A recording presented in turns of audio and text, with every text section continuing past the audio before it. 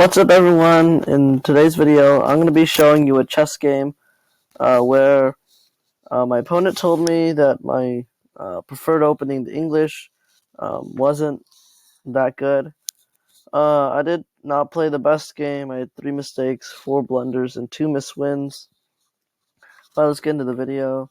So I started off with the English, which consists of c4, then e4, and then c3 and d3.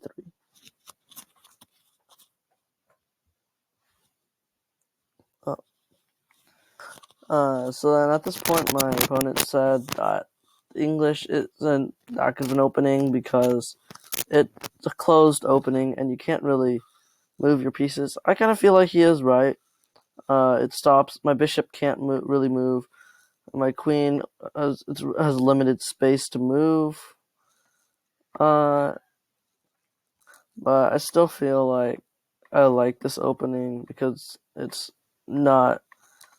I don't really know how to describe it, but I still like this opening. Later into the game where I'm up 1, and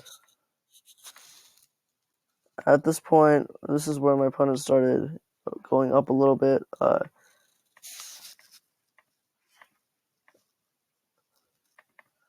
me go back. So I'm just gonna go through this game quickly because I wanted to show you the end game. But here, when I maneuvered my my knight here, this allowed my opponent's castle to take it, or the bishop if he preferred.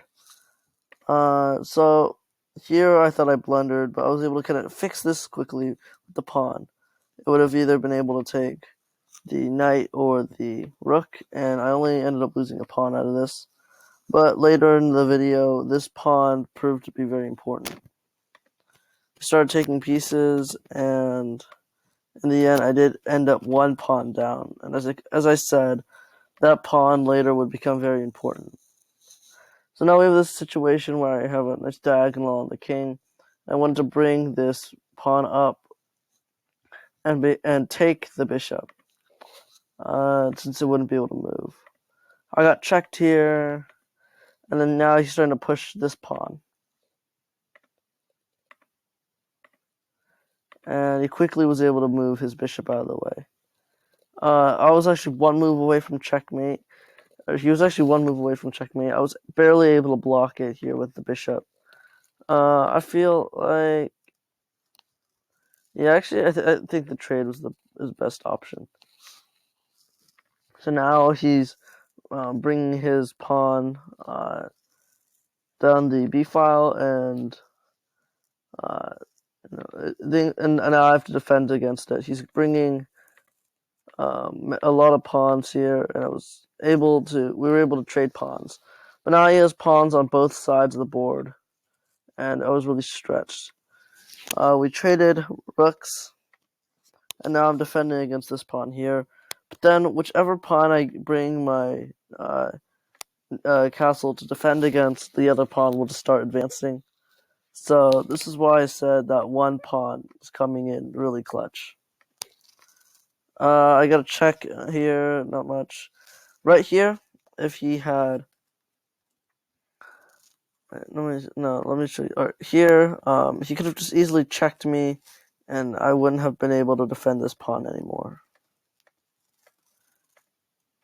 So I managed to trade. We traded pawns here, and now we're racing towards this area here, and now I'm in this position, and there's no way I'm getting out of this. But I managed to get, I managed to pull, I had 1 last trick. I made sure to have my king by the, like right next to his rook. I knew that the king was the one defending the rook, and that would defend the pawn after it was promoted. So as you can see here, he promoted to queen just like I wanted. And I took here, and this is when he realized his mistake. He had let me take it. If he had taken the rook, I would have just taken his, and we would have drawn.